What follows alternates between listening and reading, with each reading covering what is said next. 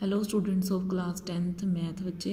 जैसे कि आपका चैप्टर नंबर 7 कॉन्टीन्यूटी में है, जिसमें बेटा हम आपकी एक्सरसाइज 7.2 जो है वो डन कर रहे हैं। इसमें बेटा हमने क्वेश्चन जो है आपका 8th एंड 10th डन कर लिया था। अब आपका 9th क्वेश्चन रह गया, ये लास्ट क्वेश्चन है, उसके बाद आपकी एक्सरसाइज डन हो जानी है।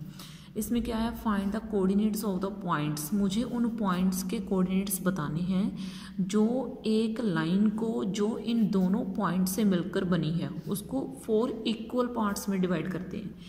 ठीक है, मुझे किसी भी लाइन को 4 पार्ट्स में डिवाइड करना है, तो आप उसके कितने कट लगाओगे मैक्सिमम। ठीक है, तो देखो बेटा, जब आपने एक चीज़ को 4 इक्वल हिस्सों में कट करना है तो आप उसके ऊपर कितने मैक्सिमम कट लगाओगे। तो आप बोलोगे कि मैम 3।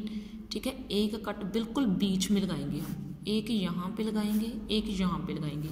एक कट तो होगा बिल्कुल बीच में यहाँ पे। ठीक है, मान लो उसको पॉइंट का मैं क्या नाम दिए देती हूँ, क्यू। उस पॉइंट का मैं क्या नाम दिए देती हूँ, क्यू। तो एक तो मुझे क्यू के पॉइंट्स निकाल के बताने हैं। ठीक है, ये 2 पॉइंट मुझे क्यू बिल्कुल बीच में होगा पॉइंट। ठीक है, बिल्कुल क्या होगा, बीच में होगा। ठीक है, क्योंकि आपने 4 इक्वल कट करने हैं तो आप पहले इस पूरी लाइन को 2 इक्वल पार्ट्स में कट करोगे, 2 पूरे प्रॉपर इक्वल पार्ट्स में। ठीक है, तो आप इसके बीच में एक कट लगा लोगे। ठीक है, समझ में ही आपको बात। तो मुझे क्यू पॉइंट जो है वो पता करके बताने हैं। तो पॉइंट क्यू जो है वो कैसे पता चलेगा, x1 plus x2 mid point formula use करके। क्या यूज़ करके, मिड पॉइंट फॉर्मूला यूज़ करके। ठीक है, तो मिड पॉइंट फॉर्मूला जो है वो यूज़ करके जो है हम वो लगाएंगे। ठीक है, तो आगे यहाँ पे क्या है, y1 प्लस y2 अपॉन 2।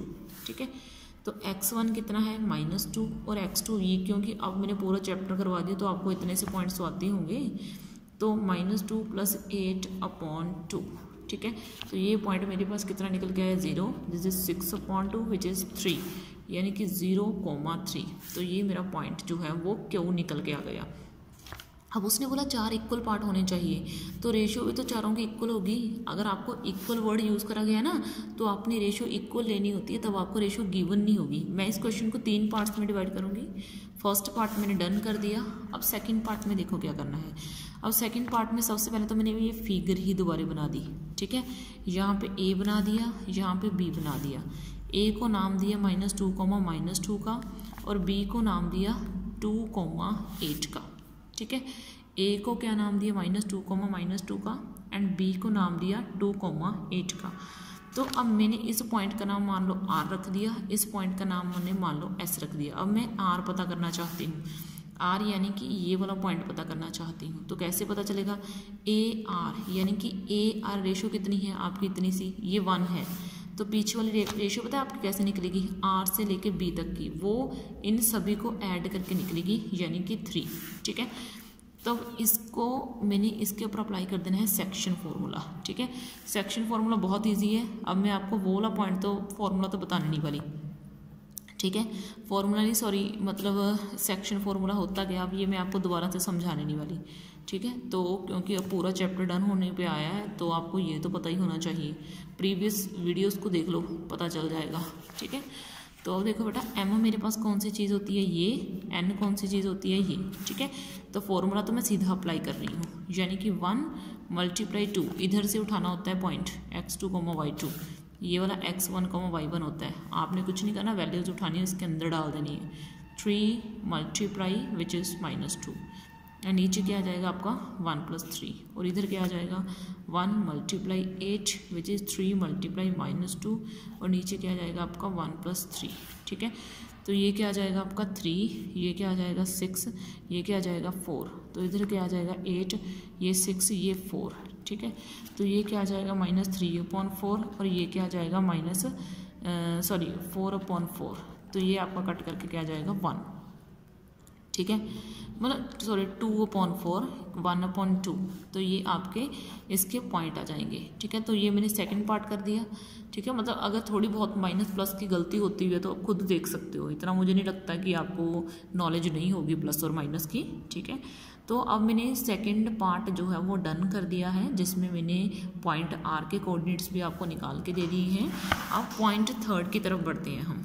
ठीक है, ये एक ही क्वेश्चन है, मैंने एक ही क्वेश्चन के 3 से 4 3 पार्ट बनाए हैं। ताकि आपको क्वेश्चन अच्छे से समझ में आ जाए। ठीक है, अब मैंने क्या करा, एक बार मैं आपको सारा व्यू दिखाऊंगी, ठीक है, क्वेश्चन का।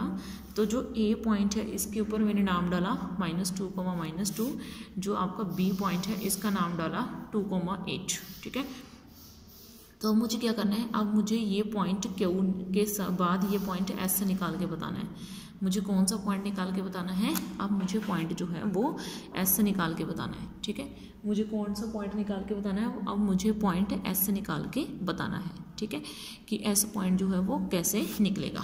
ठीक है, तो अब मुझे एस एंड बी वो रेशो कितनी है, मेरे पास ए एस रेशो कितनी है, फिगर में चलो एस बी रेशो कितनी है, आपके पास 1 है, तो आगे वाली कितनी हो जाएगी 3, तो ये क्या हो जाएगा 3:1 हो जाएगा। ठीक है, तो अब मैंने क्या करना है, अब मैंने जो है सेक्शन फॉर्मूला इसके ऊपर फिर से अप्लाई कर देना है एस को पता करने के लिए। तो सेक्शन फॉर्मूला तो आपको आता ही है अब।